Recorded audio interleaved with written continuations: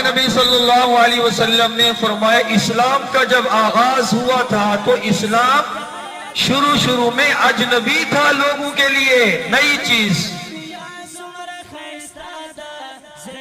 لوگ اسلام کو قبول کرنے کے لیے تیار ہی نہیں ہوتے تھے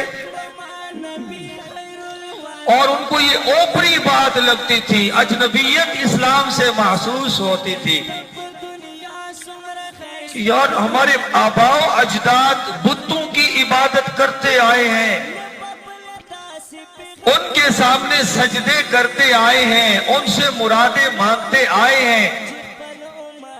اپنی مشکلیں ان سے حل کرواتے آئے ہیں۔ ہمیں ہماری ماں نے بتایا 360 خدا ہیں،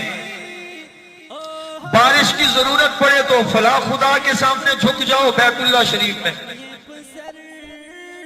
اولاد